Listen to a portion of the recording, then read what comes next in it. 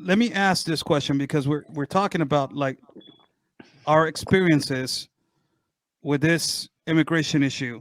Sheena, have you ever, because it happens to all of us, and I told Anthony, there's going to be a point when you're going to break down, and it happened to me. And it hasn't happened to me just once. It has happened to me multiple times now.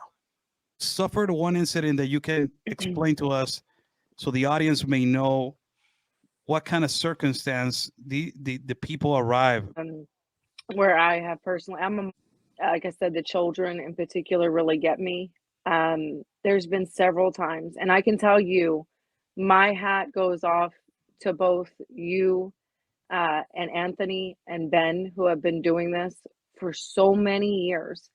People have no idea. It's one thing to see it through a live stream, or a camera lens. It's another thing to be in it. And I can tell you, me personally, I have aged over the last 2 years. There have been nights where I have not been able to sleep.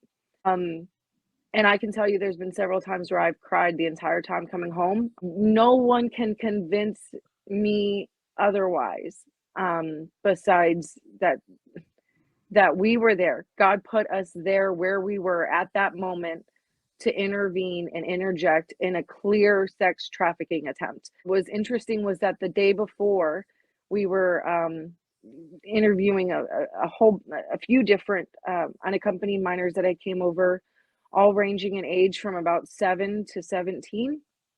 Many of them, and this one in particular girl, I'm sure Anthony will remember, with the one with the yellow shirt, looking in their eyes and seeing how petrified they were, hearing from their mouths, because of course I asked them, how did you're 10 years old. How did you travel from Honduras, to the United States all by yourself at 10? They told us with their own mouths on how they were trafficked from bus to bus, from car to car, going from warehouse to warehouse, facility to facility, many of them possibly UN facilities, okay? And on how these women told them, as long as you go to the United States,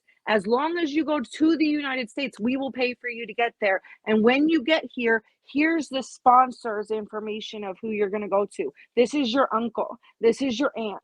Okay. And all of these kids that we all spoke to when I asked them, this was way before, this was a few months ago, right?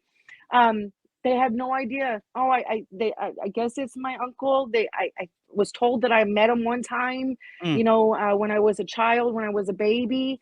But then the one case that we clearly interjected, this beautiful 13-year-old from Belize, bilingual, her story was different. She was literally taken. She explained on how she was taken from her mother and her 3 brothers, forcefully taken and separated, told that she was going to go to the United States, told who her sponsor was and given that information.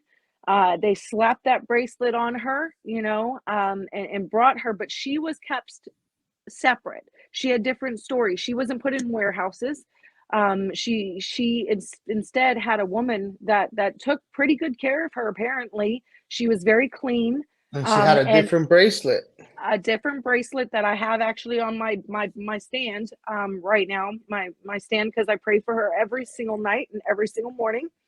And you see, the difference was that unlike all of the other girls, she was not put into these warehouses. She was kept untouched.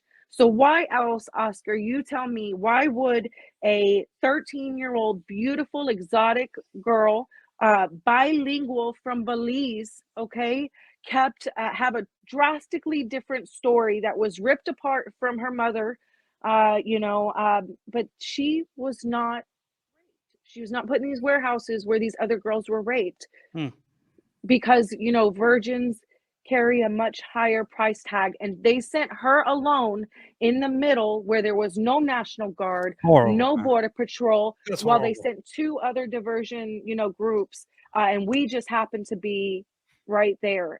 That stays with you, and we do not know what has happened to her since.